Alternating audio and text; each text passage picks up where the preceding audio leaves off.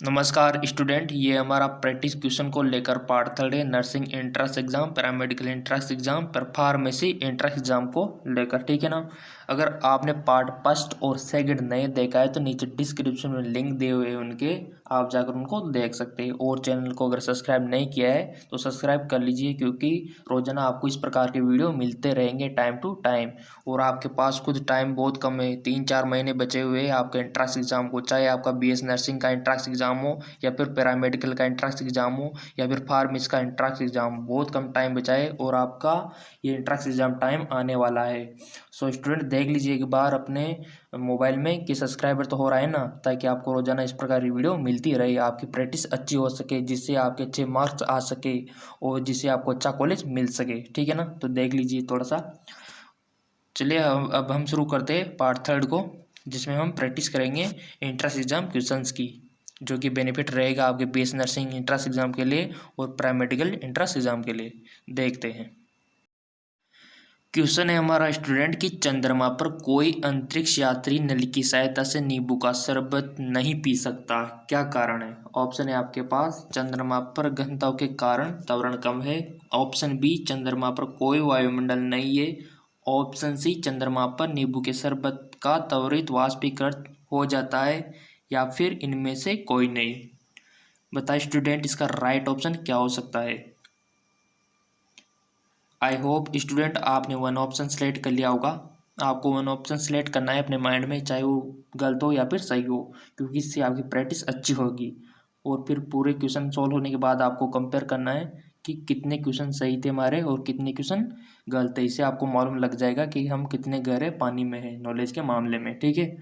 So student, इसका right option होगा चंद्रमा पर कोई वायुमंडल नहीं है। इस प्रकार के क्वेश्चन आपसे पूछे जाते हैं अंतरिक्ष से रिलेटेड, ठीक है ना। तो इसको कंप्लीट करना है और साथ में चंद्रयान 2 का जो है ना, उसका पूरा मैटर आपको याद रखना है, क्योंकि उससे भी क्वेश्चन बन सकता है। अगर आप कहोगे तो मैं आपके लिए वीडियो प्रोवाइड करा दूंगा स्पेशली उस पर, ठीक है। अब चलते हैं नेक्स्ट क्वेश्चन की ओर। नेक्स्ट क्वेश्चन है हमारा कि बर्फ के टुकड़े 1 गिलास शुद्ध जल और 1 गिलास शुद्ध एल्कोहल में डालने पर बर्फ का क्या होगा? ऑप्शन ए, जल में ऊपर के स्तर पर रहेगी, या एल्कोहल में ऊपर के स्तर पर रहेगी, दोनों में एक स्तर पर होगी, एल्कोहल में तैरती रहेगी और जल में डूब जाएगी। बताइए इसका राइट ऑप्शन क्या होगा? आई होप आपने वन ऑप्शन सेलेक्ट कर लिया होगा। इसका राइट ऑप्शन होगा जल में ऊपर के स्तर पर रहेगी। जल में ऊपर के स्तर पर रहेगी क्योंकि उसे हल्की है, इसीलिए उस पर तैर रही है, ठीक है ना।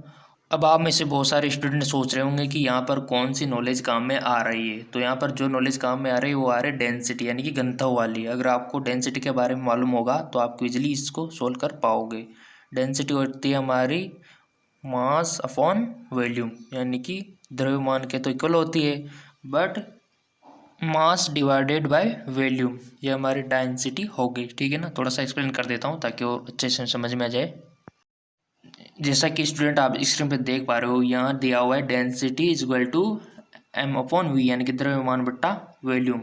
यानी कि स्टूडेंट हमारी जो डेंसिटी है वो कब बढ़ती है? मास के बढ़ने पर वो बढ़ जाती है, अगर वॉल्यूम बढ़ रहा है तो वो घट जाती है। तो सीधी सी बात है, अगर आपको डेंसिटी बढ़ानी है तो मास बढ़ा दो, ठीक है ना, या फिर वॉल्यूम को घटा दो। इसीलिए आपने देखा होगा जो खील होती है ना वो पानी में डूब जाती है, क्योंकि उसका एम जो है ना वो बड़ा है, इसलिए उसकी डेंसिटी ज़्यादा है, इसलिए वो डूब जाती है। बट हमारी जो नाव होती है, बोट होती है, उसका वॉल्यूम थोड़ा ज़्यादा होता है, इसलिए उसका डेंसिटी कम होती है, इसीलिए वो पानी पर तैर सकती है, ठीक है ना। जिसका घनत्व कम होगा वो पानी पर तैर जाती है।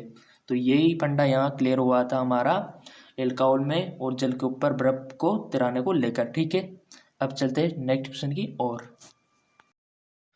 नेक्स्ट क्वेश्चन है हमारा कि चंद्रमा पर आने जाने की यात्रा के दौरान अधिकतम ईंधन कब खर्च होता है? ऑप्शन ए, उड़ान भरने के समय, पृथ्वी के गुरुत्व को पार करने में, ठीक है। चंद्रमा पर उतरने पर, चंद्रमा के गुरुत्व को पार करने में। ध्यान से समझना है क्वेश्चन को। चंद्रमा पर उतरने पर, चंद्रमा के गुरुत्व को पार करने में। सी, चंद्रमा में उड़ान भरने पर, चंद्रमा के गुरुत्व को पार करने में। पृथ्वी पर पुनः प्रवेश करने और हल्का हल्का उतरने पर, पृथ्वी के गुरुत्व को पार करने में। अच्छे से समझिए, टाइम है आपके पास। क्वेश्चन को अच्छे से समझ के ही उसका आंसर देना, तभी वो सही। बाद में क्या करते हैं स्टूडेंट, एक्साइटेडमेंट होके उसको गलत कर देते, फिर सोते अरे क्वेश्चन तो पता था गलत हो गया, एग्जामिनेशन हॉल से बाहर निकलते हैं ना, अरे उसका तो वो आंसर आता। तो ऐसा नहीं करना है, होपलेस बिल्कुल नहीं होना है आपको, ठीक है ना। अगर आपका ऑनलाइन एग्जाम होगा तो अच्छे से कंप्यूटर की स्क्रीन पर आपका फोकस होना चाहिए, और ऑफलाइन होगा तो आपका अपनी कॉपी और पेपर पर, ठीक है। बताइए, सोचिए, लगाइए दिमाग, साइंस के स्टूडेंट हो आप, कर सकते हो। आई होप स्टूडेंट आपने वन ऑप्शन सेलेक्ट कर लिया होगा। इसका राइट ऑप्शन होगा पृथ्वी पर पुनः प्रवेश करने और हल्का हल्का उतरने पर पृथ्वी के गुरुत्व को पार करने में, यानी कि ऑप्शन डी इसका राइट ऑप्शन होगा, ठीक है। चंद्रमा पर आने जाने की यात्रा के दौरान अधिक ईंधन कब खर्च होता है, तो ये उसी टाइम पे अधिक खर्च होता है, ऑप्शन डी, ठीक है। अब चलते हैं नेक्स्ट क्वेश्चन की ओर। नेक्स्ट क्वेश्चन है हमारा कि वायुमंडलीय ओजोन की ऊपरी परत निम्नलिखित में से किसकी बनी होती है। बताइए स्टूडेंट, किससे बनी होती है। ऑप्शन है आपके पास, ऑक्सीजन में पराबैंगनी किरणों की, ऑक्सीजन में अणुओं का संयोजन, ऑक्सीजन का उच्च दाब में आना, वायुमंडल में ऑक्सीजन पर नाइट्रोजन की क्रिया। बताइए स्टूडेंट, ओजोन के बारे में आपको नॉलेज होगी, पढ़ते आ रहे होंगे 9, 10, 11, 12। आई होप स्टूडेंट आपने वन ऑप्शन सेलेक्ट कर लिया होगा। इसका राइट ऑप्शन होगा ऑक्सीजन में अणुओं का संयोजन, ऑप्शन बी।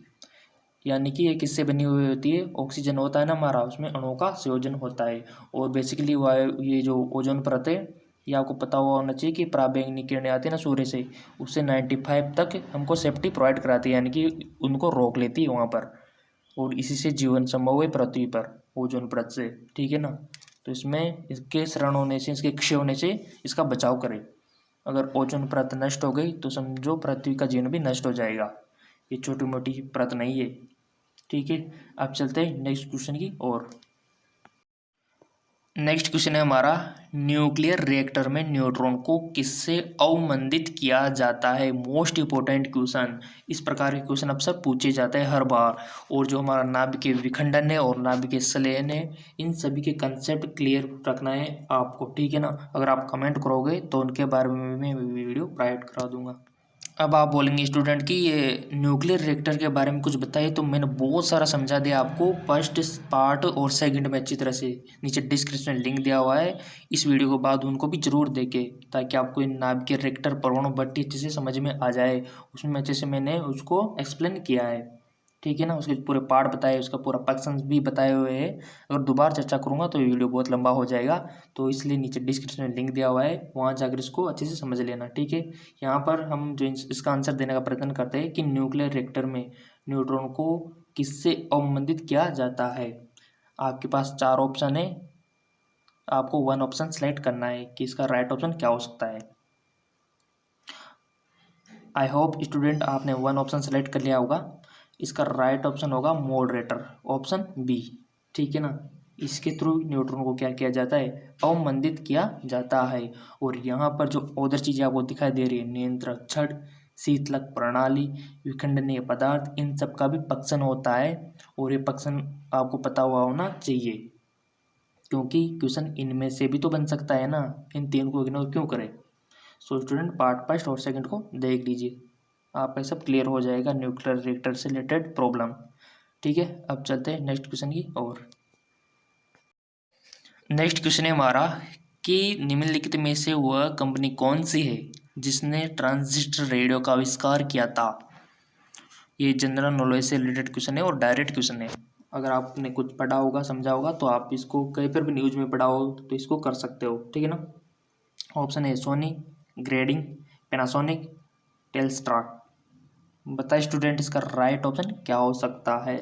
अपने आप से राइट ऑप्शन देने का प्रयत्न करें, कोई भी वन ऑप्शन सेलेक्ट करें, वो चाहे गलत हो या फिर सही हो, और फिर अपने आप से कंपेयर करना है कि कितने सही थे कितने गलत थे, ताकि अपने आप का आपको पता एनालिसिस हो जाएगा अपने आप से।